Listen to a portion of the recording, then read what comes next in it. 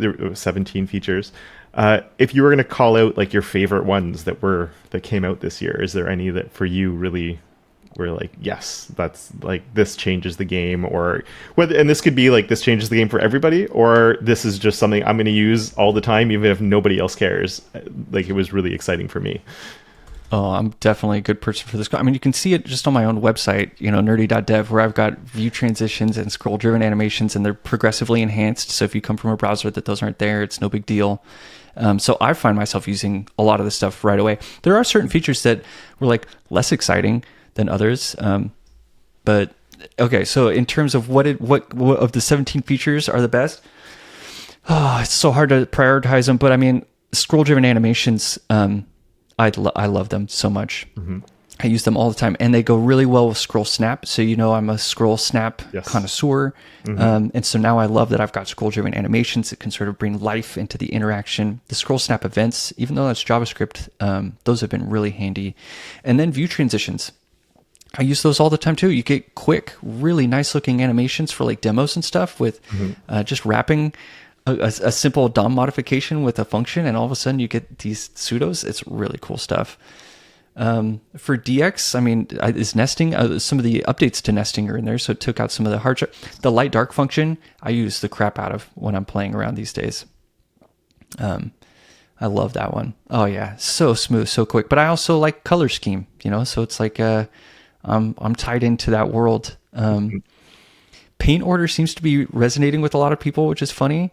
I mean, it looks good. You definitely want the second version of the demo because the first one looks so broken. Yeah.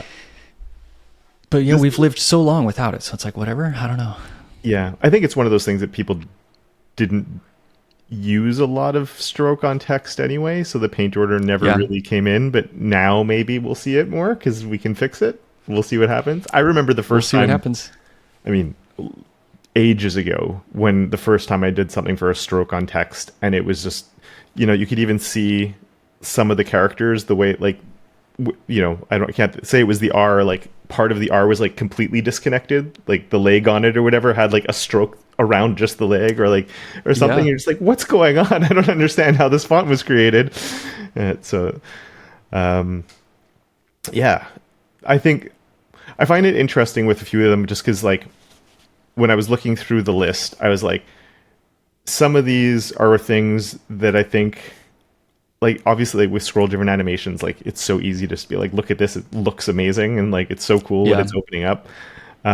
Whereas, obviously, things like, say, at property, like, we've had it for a bit now, but it's finally across in the different browsers, but it's not fancy. It doesn't change something immediately, but it just opens up like, oh, we can do all these other things now that we couldn't do before, and it ends up becoming useful. But so it's interesting, and I'm always curious to see which ones actually, like, in the public gain the attention compared to the regular ones, because sometimes I think it's the ones we don't expect sometimes that people sort of start using day to day, that you're like, oh, that's the one that you ended up becoming well known. Okay, cool. Yep, happens all the time. We're like, oh, you're gonna go with that. That's cool. But take it and run. We're like, glad you found a part of this thing to be excited about. Yeah. I know for me, some aren't as exciting though, like backdrop inheritance. You're like, ew, that's a thing we got? You gave that to me? What did you even give me? You're like, well, really, I'm making it so that when you do set something, you don't have to go. Anyway, just don't worry about it. This one's just don't even worry. It's a fix. Yeah. I know for me, anchor positioning is one of the ones I think is going to take off just because it's such a pain point for people. So good. Yeah. Although it's tricky as hell. I've been in anchor and carousel land for like a couple weeks, and anchoring is, I do love anchoring, but I'm also frustrated more at anchoring than I ever have been with almost any CSS. And before anchoring, my hardest one to get a hold of was view timelines. So scroll-driven animations did not click easily for me. It took me, I wrote multiple articles, multiple demos, and still sometimes it'll get me. But anchoring is a little different. Because it has the IMCB, the immediate the immediate containing block or whatever, and which is invisible. You can't see it. It's totally there. but nothing is good at telling you what it is, and it can collapse on you, just like when you put containment on a container. All of a sudden, it doesn't have any height and width anymore, and then you don't know why. You can also, the centering keywords can get you into scenarios that you don't. It is littered with complex edge cases, but it's also so easy at first. You're just like a couple of properties and you got yourself a beautifully positioned thing. So it's just classic CSS, easy to get started, impossible to master, wildly capable, but with numerous foot guns. But yes, Anchor is amazing. And I do think it's going to be one of those. Because I somebody brought me into a thread on Blue Sky, I think, where they were saying, like, how come it's not working with Flexbox? And so I was like, oh, I'm curious, because maybe it doesn't. And it had nothing to do with Flexbox. It was just the way they'd organized it, and they were using a position relative somewhere. And I think whatever it was, I'm like, oh, you just need to do this instead, and then it works. And they're like, oh, okay. Because we've been so trained with positioning up until now, like, there's habits to break and different ways that it's working. So it depends if you're using anchoring or not using anchoring, how these things are related to one another. And it's going to be, there's going to be some articles written where people are upset when the thing isn't working, I think. Yeah. Oh, the amount of the bugs that people are going to report is crazy. So like one thing with anchor positioning that caught me off guard the other day, and I'm like literally every day something catches me wildly off guard with anchoring. But this one was, I thought I could be done with position relative. I was like, oh, I don't need relative anymore. I just anchor stuff to things. And I had a bug where I had a scroll. It was a carousel scroller where there's like a little, a watched check mark. Actually, you want to go to the demo? Do you have Canary? Yeah. You want to see anything fancy? Yeah. Okay. So if you scroll to the left a little bit back towards season 1, or even just click season 1. Yeah. So see in the top right, each of those boxes, there's a little check mark. Oh, yeah. Yep. To indicate that they've been watched by you. Those are all anchored there. And I was like, cool, I'll just anchor those into the corner. So obviously check mark is a child of that card. And since it's a horizontal scroller and those things are anchored, I was getting all this horizontal overflow on the page. And I was like, where did all this overflow come from? And it turns out all the little anchored things, when they scrolled off screen, were still like demanding space from something. And so I had to go put position relative on the card to contain the anchored elements wild bounds that it was building. It was really annoying. Yeah, that's weird. That someone was just asking me something about something where they were getting, I'm like, they didn't mention they were using anchoring, but they were getting like extra space overflow from something. I'm like, it doesn't make any sense. So every one of those was creating, is it because they were living in the grid?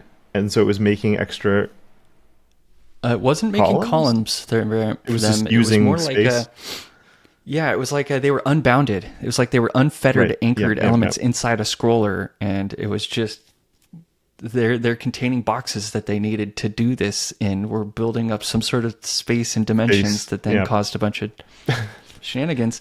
And I was like, here I am just thinking I'm going to instantly, there's keywords for anchoring to the top right. Yeah, sure enough, I anchored it there right away, but it took me forever to do anything else.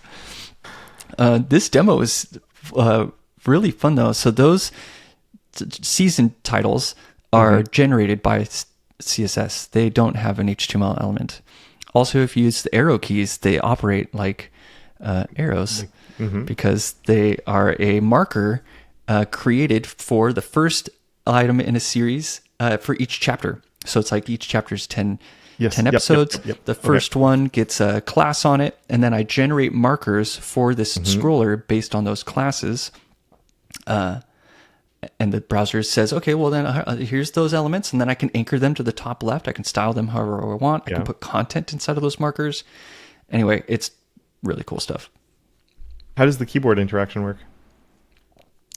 They're generated by the browser, and they emulate a radio group. And here, click any of the other demos on the left there. They'll have dots instead of titles. So that one kind of is acting like tabs. Here's one. Okay, big old hero slider. I don't think this one has dots in it. So that one's just marker buttons. So also those buttons generated by the browser. Those buttons generated by the browser. And then that one, instead of dots, I did squares because people like to do that. So there's also scroll state animations there. So they're scroll triggered. When that element becomes snapped, it triggers through a CSS scroll state query, which then triggers a staggered reveal of all the items inside the hub. That's really So yeah, no JavaScript on this entire site, not a lick anywhere, and you'll see some pretty cool interactions. Yeah, I'm gonna have to poke around in here a little bit. It's 3:30. Well, good luck, because DevTools does not really represent those. Since they're generated, they're very funky. And so the tip is, if you do go looking, select the carousel in DevTools, scroll down to the very bottom of the styles pane where you'll see the pseudo elements, and there you can dink around with the styles. Okay, yes, right, yeah. That's interesting. It's a little tricky. Yeah. Huh. But yeah, I'm building this site out to kind of showcase that these new, so it's like basically 3 CSS features, including anchoring, and then including scroll state queries, but it's 3 carousel features that are going to allow me to build any carousel that I ever see accessibly. And it's just CSS. It's kind of fun. Just got to know how to use scroll snap. It looks like you have a lot of ideas that haven't been built I have yet. a lot of ideas that haven't been built. Yeah, I have quite a backlog. I think I just added the 3D one like last night. I was like, oh, I can just add a view timeline. Oh, it's the first one where I did a view timeline in one of the carousels, because the other ones had been scroll trigured. This one's scroll linked. And yeah, so yeah, it manages that. There it is. Scrolls, again, the scroll triggered animations. Just kind of like a cover flowy type effect. And it's only a few lines of styles. That's a bug right there where the pagination Jumping too isn't far? smoothly going there. Yeah, I think it's something I did with the 3D that's making it nuts. Oh, here's the most wild one. Go to the paged example. Maybe it says pages or paged. Pages, yes. Okay, this one, the browser, since it's generating dots, it generates dots. So grab the resize handle in the bottom right and watch the dots change. Just does it on its own. So I'm using CSS columns. That's not a grid layout. It's a columns layout. And for each column that gets made, I can target it and make it a scroll snap target. And each column can get a marker generated for it. So that's why we see dots made for the dynamic resizable amount of items that could fit in there per page. This is like wildly powerful. And yeah, it's just CSS. That's really cool. Nice. So I'm impressed. Yeah. that's a cool one. The carousel stuff is great. That's really awesome. Of course, people ask, do we need more carousels? Yeah, they keep saying that. And then I went on Netflix the other day, and that was the only widget. It was 3 different types of carousels. And I was like, this entire experience is carousels. So people can whine about them all day, and then they'll sit down on their couch and interact with them without even thinking.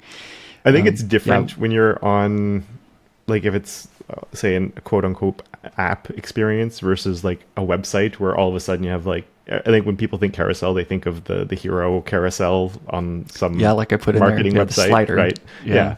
And not necessarily the other one. So like if you're on your TV or you're on your phone, especially with touch, like side scrolling is so normal. Whereas, so I think part of it's about the name carousel gets a little bit of a stigma to it when it's the way the way the interaction's actually happening isn't always that traditional thing, or we're not necessarily hiding the content somewhere. We're just, it depends on what the content is, and it's why is the person interacting with it and everything else that comes with it. Yep, I think we got a bad taste in our mouths from those auto playing humongous sliders that were at the top of web pages for a while. Yeah. Since you're really good at coming up with cool use cases for things, I need to know what the use case is for field sizing. Oh, there's multiple. Okay, so one of the main ones for me is the traditional select element. It was always the width of the widest element. And even with JavaScript, you couldn't accurately make it fit. Okay, the use case for me in that scenario is, let's say you have a paragraph. And the paragraph has a couple of interactive words in it, like a genre of movies. So you're like, I would like to see horror movies. And where it says horror was a select element. And that select element, I wanted it to appear, so I'd get rid of the borders and everything so it fit right in. It's like a normal word in the sentence. But until field sizing, I couldn't shrink the width of that to the width of what was selected. And so it always created this obnoxious space when it's in line. And so that's one really handy thing. And then the other one is the text area, being able to auto grow to whatever you're typing in it without any JavaScript is also really awesome. So that would be, so yeah. That So it the can width grow grows and the height grows. and the height grows, right? Yeah. Yeah. And so on GitHub, that was they had a whole JavaScript, complicated JavaScript setup to handle that in the comments area, and they got to rip it out and replace it with one CSS property, which is pretty common these days. People ripping out chunks of JS for a little bit of CSS. Yes, it's becoming more common. Yeah.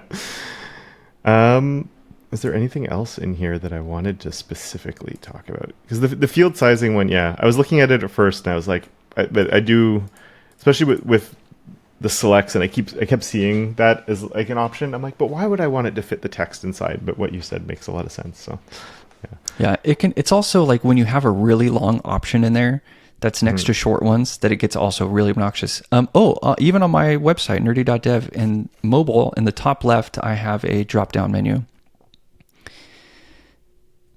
And that's so where you had like blog and notes, these filters, those turn into a select element in the mobile menu.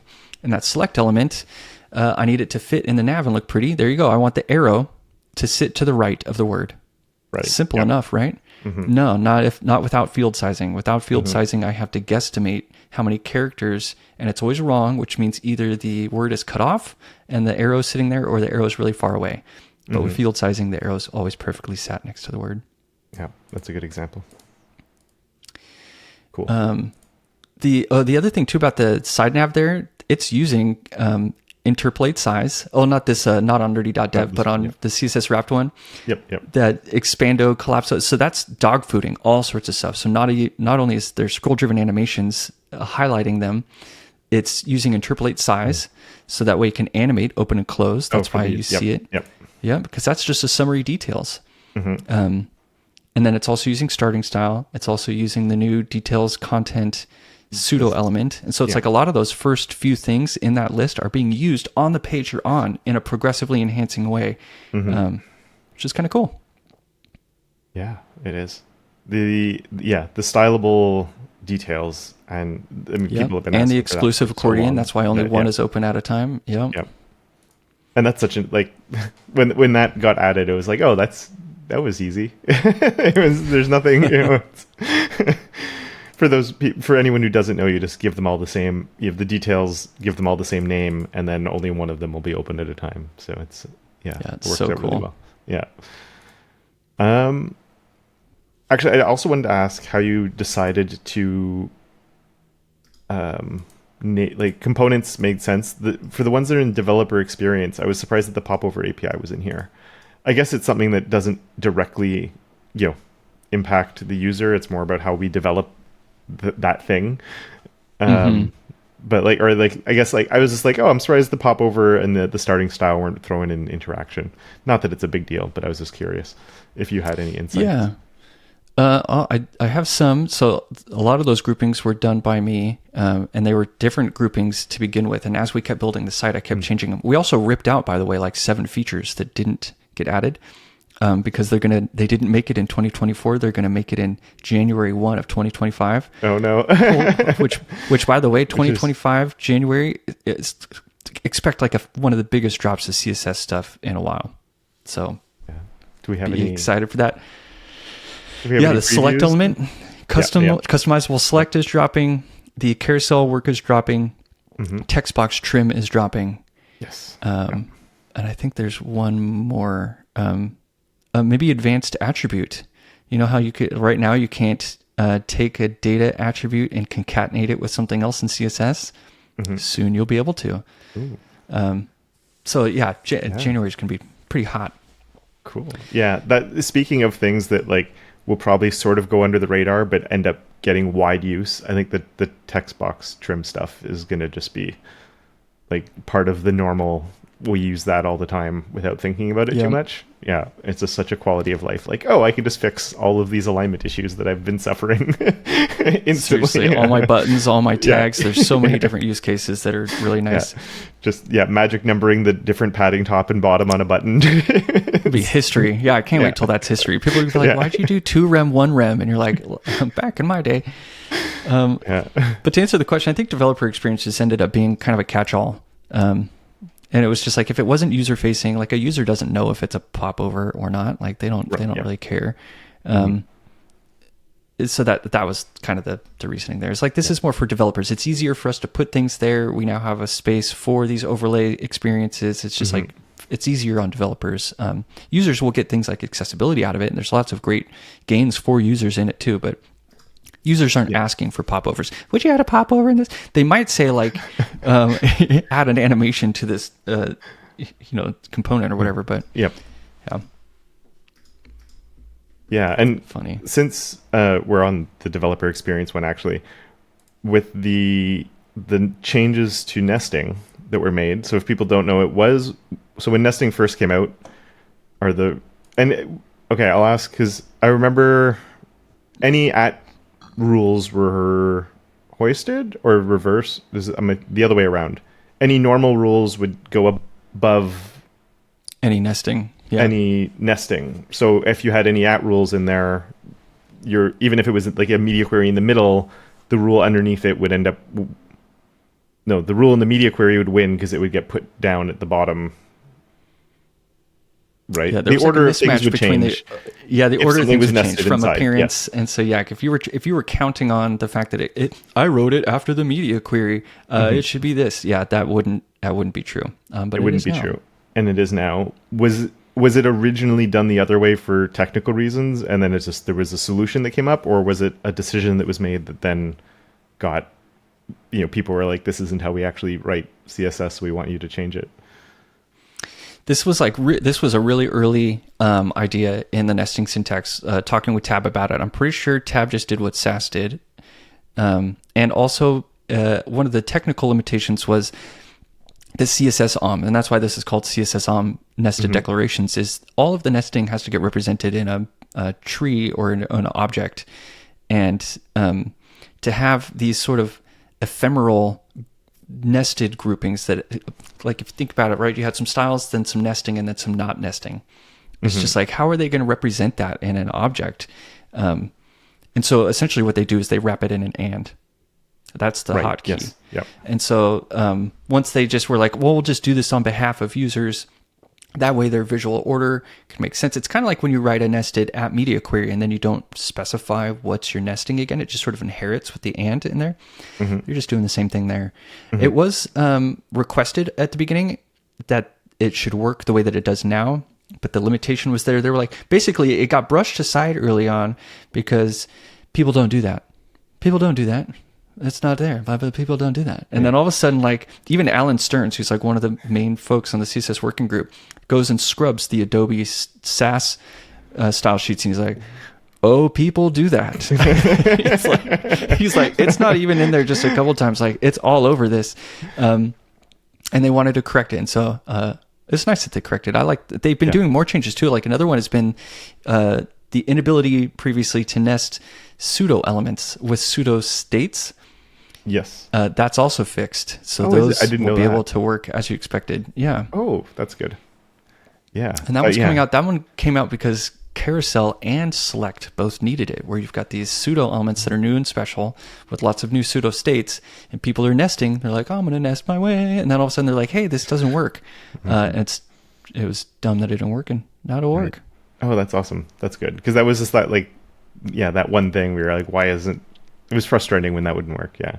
And it's interesting when you were saying, like, comparing the nesting in the native CSS to how it worked in Sass.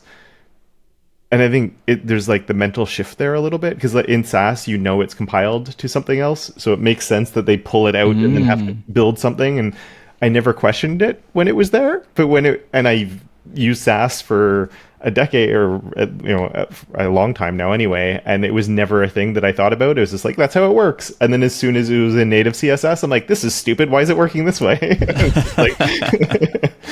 So yeah, that's interesting that that it changed a little bit, or whatever, that they matched now sort of, or how this is working. They updated it to more how people expect it to be working. Yeah. Yep. It's taking out all those little splinters and making it easy. It is one of those things. I guess I don't really hear about it. The main thing I hear about is when I talk about something that doesn't have perfect browser support. People are like, oh, I can't use that thing because of browser support or whatever. But you probably hear it more when it comes to like, we're seeing now things like nesting and scroll driven animations and these other things that are making it into the browser past like the initial thing, right? Because at first it's behind a flag in Canary, and then eventually it's just in Canary and people are playing with it, and then eventually it finally, everyone agrees on the specs done, it makes it into the browsers, and then there's tweaks happening still like with that, and it seemed to be like, yeah, that seems to be happening a lot. And do you hear people getting annoyed with that, or is it more like it's good that we're going through these iterations now? You know, is it good that it's still a little bit fluid even once it's shipped, just because then we can make sure we're like, oh, it's really early days, we can fix these problems, and then they'll be good going forward? Like, what do you hear from people? This is definitely a topic, and the DevRel team has been requesting we ship less fast, and because like I'm the one hammering on this a lot, where I'm like, I don't think it's cool that we're acting like a JavaScript framework. We're not. And people can wait. They should be getting something stable and good. We shouldn't be experimenting on them in these iterations. That's not cool, especially because we can't deprecate things. Like, there's a lot of reasons to not move so fast. And there's like pushback that's like incremental updates. They're like, these are just incremental updates. And we'll incrementally update things later until we have the, like, select elements is a good one. They're like, we'll ship select without select multiple support out the gate. I'm like, that's not cool. You should have a solution for multiple, because you can't, once you've sat down and seen the complexities of what multiple is going to do, that you're going to have wished that you made some different decisions on previous things, but you're not going to be able to nudge them because they're in stone in the browser forever. So there's a lot of us that are calling for a slowdown. Though I don't think it'll really happen. I think they're being more conscious about it. Like the whole Anchor stuff needing renamed, and we're like, oh, in Chrome 128 to 130 whatever, you have to not do that, and then afterwards you can just do this new thing. Aren't you happy? And it's like, no one is happy with that. We do not want to rename. We don't want, early adopters are feeling more pain now than they ever had before, and that's not cool. I don't like that at all. Yeah. So is that just more of a question of leaving it behind a flag for longer? And because I think part of the reason it gets changed is feedback from people, probably. Like, I know the new anchoring things to me make a lot more, like all the names, I'm like, oh, this makes more sense than the old ones because just the consistency behind them. And is it just that there's not like, if it's behind a flag, the whole point there is, let's try this out, use it. It hasn't shipped yet, nothing's official. But then there's just not enough people playing with it, so you're not getting the feedback that's required. Yep. Yeah, there's too much that gets learned once it ships. The naming of the Anchor ones, that was brought up by Apple folks. That wasn't from usage. Well, it sort of was. It's like, people are going to center on the top a lot. And it was like, cool, so you do Anchor bottom minus 50% of the Anchor's width or whatever. And they were like, yeah, we know that you made it so it was possible, but shouldn't it be easier? And so that I was like, oh yeah, let's just add some names for these common patterns that people are going to do. That was an easy one to change. But changing from inset area to position area, you're like, people shouldn't have to deal with that. That noise should have been history. Like, I don't think that was a good rename. This should have just been inset area. Who cares? But then so we cause a lot of churn with people, which decreases adoption. It makes people more timid to get into something because, hey, maybe it's in one or two browsers, but they've changed things before. I want to wait to get into it. And then the rate of new things that are happening is a lot. So it's like some people are feeling overwhelmed that they can't keep up. Simultaneously, we're shipping so fast, people can't keep up, and we're making them rework things conversely, if we were shipping too slow, people complain that it's too slow, and that shipping too fast actually creates this perception of like a really healthy platform. Even though it's annoying to you, you're like, well, at least it's not dead or dying. You know, it's alive and kicking. You're like, crap, I can't even keep up. It's sprinting faster than me. This is... So there's a lot of tensions that pull this stuff in different directions, from leadership teams and then engineers wanting to ship things to people that don't have greenfield projects, so they can't. There's a lot of people that are like, I'm in a 5-year code base. We don't adopt anything. We just don't. It's a beast. No one wants to touch it. We do everything we can to like not touch anything. We're not going to refactor our dialogue to use the dialogue element. Yeah, no. yeah. Do you know how many dialogues are in our app? It's like, we're not going to do it.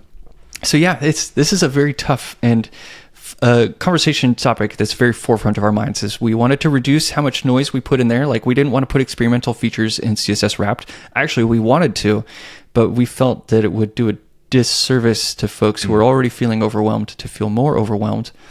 And I didn't want to go write about customizable select or CSS carousel things when stuff is getting changed the name all the time. And I'm like, I don't like leaving a wake of old names of things behind, at least not on web.dev. I'll tweet about them all day. I'm like, hey, this stuff's coming. Here's its current name.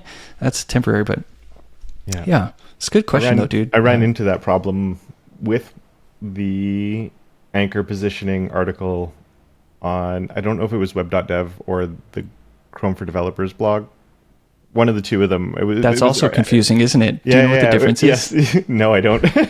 Yeah, no one does, except the authors who manage those publications. Bramus has been trying to unite them. He's like, people don't know, they don't care, but they know that when one shows up on here, it's anyway. So get back to your story. Sorry. Yeah, no, I think it was one of Yuna's early articles on it, and it was using the older syntax, and I was trying something and it wasn't working. I'm just like, what? I know I'm doing this right. I was so frustrated. And then I'm like, oh, okay. All right, and even now, VS Code still autocompletes to the old syntax too. And Yeah, I'm just like, fix that, DevTools at please. some point Yeah. was it? Yeah, seriously. That's what I mean. It's like we pump it out too early, and it creates noise for a long time. So it's like, we don't have to move that fast. It is, and it's one of those things definitely that I think, depending on who, like you're saying, like you're hearing some sides saying you need to ship faster, or more like, let's keep it going. We need to show what's, that there's progress being made. I see the other side, what you're saying. People are just like, I can't keep up with everything that's going on. Like it's insane, and sort of, finding that balance. And then also, like, for a lot of people that are just working all day long, like even if they sort of keep a pulse on things, it's like, okay, that's cool, but I know I can't use it right away because I need to wait for browser support to be better. And then, so even if you're just using like the baseline, the wide support, what is it? Widely available. Yeah. Widely available. That's it. Like, the amount of time you have to wait before that happens, you've forgotten about it. Like, you don't know that, like, so it's, not only keeping up with things, but then keeping up with browser support of those things and everything else. It is, a lot of people express to me of like, how do you keep up with it? I'm like, I try my best. And it's hard. And then even I talked to Bramus a week ago, 2 weeks ago, and I don't remember what the topic was that we mentioned, but he's just like, oh, I've been so into the view transitions and this other thing, like, I don't even know how that works. Like, this is what I've been focused on. And I'm like, yeah, that's, I think an important thing to remember is that even the people that are really involved in it have their focus areas and know some parts of it better than others. 100%. Oh man, you just described so many different things that I tell my managers or people around me too. Your adoption story that you summarized, that's almost like word for word for what I say. I'm like, because my managers or people up, at the Chrome leadership team are like, hey, why isn't subgrid more adopted or whatever? And I basically tell them a story just like you. I'm like, well, they heard about it, and then they looked at the browser support and said, sweet, can't use it. Then they maybe heard about it again later, and they're like, sweet, still can't use it. And then they're like, oh, is it widely available now? Has it been out in browsers for 2 years? I don't even have a project that I need that on right now, so the timing's not good. And then magically, this one moment comes together. It's like, it's like, I'm ready. The feature's ready. We're ready. We could finally implement somewhere. And usually it's a greenfield project because people don't tend to refactor old work. And so, adoption is tough because there's a lot of factors, and some of them are even social. Like you don't get time to explore at your job. Some people don't get the opportunity to tinker. So there's no room for that. Anyway, yes, very hot topic. And even the people that are supposed to know this stuff all the time, we miss it constantly. And I ask Bramus for help on stuff. What are you most focused on? You were saying, obviously you're doing a lot with the carousel stuff. You were super involved with scroll-driven animations, scroll snap stuff. I guess now, is there anything that you're sort of top of the list going on for you, or is it still mostly in those things? Yeah, my focus areas. So like the Chrome DevRel team is Una, Bramis, and I. Bramis focuses on view transitions and scroll-driven animations, more of a performance-tuned animation side of things, where he'll dig into the browser implementation details and just sort of like work those things out. I'm generally the typography, color, and scroll snap or scroll interaction person. And Una is kind of like our team lead. She does a lot of like planning, organizing. She's previously led a lot of the select work, as well as the CSS next working groups. But I mean, she's been gone for a while. She's going to come back and be like, "What is everything? I don't. There's so much new." And we're like, "Yeah, there is. Sorry about that." Like select, so much of the stuff in the select work that she was focused on has got renamed again for like the 6th time. That one has gone through so much thrashing, it's driving me nuts. I'm like, please, in January, don't release something that we have to rename pieces of. I just really don't want to do that to people. So yeah, those have been my focus. But next year, my focus is going to be carousel almost the whole year, as well as supporting select. I think that's like with select, no one has made a select element in that uses all these new features that is mobile and tablet and desktop ready with animations and all the whiz bangs. And I've got one that's like really full featured on desktop, and it's already like at almost 200 lines of code and some complex requirements in the markup. And I'm just like, the things that people are going to be building with this is going to be wild, and it's going to take a lot of code, but it will be all CSS, and it's going to be really neat at the end. But get ready. It's going to be a long video you put out, Kevin, that talks about the select element. The carousel stuff should be pretty quick. You'd be like, hey, let's add buttons to a scroller. 5 lines of CSS later, we've got buttons. Now let's style them. Here's the fun part. But select is like, it's heavy. It's heavy stuff. I guess there was a reason that we haven't had a proper one for so long, because it's not such an easy nut to crack. But it's good that it's feature rich, and we're not getting like this half-baked little thing that's like, oh, I can do something with it, but I still have other use cases outside of this. That's not what we need right now. Yeah. Awesome. Well, I appreciate your time in chatting with me. We've been talking for a while now, so I don't want to take up your entire afternoon. No worries. This is the fun part. This was very enjoyable. Yeah, thanks. I don't know. I really enjoyed it. Thank you for nerding out with CSS, and for all of the work that you put into stuff like CSS Wrapped, and letting everybody else know about all the cool stuff and all the demos and everything else that you're constantly building that are super inspirational.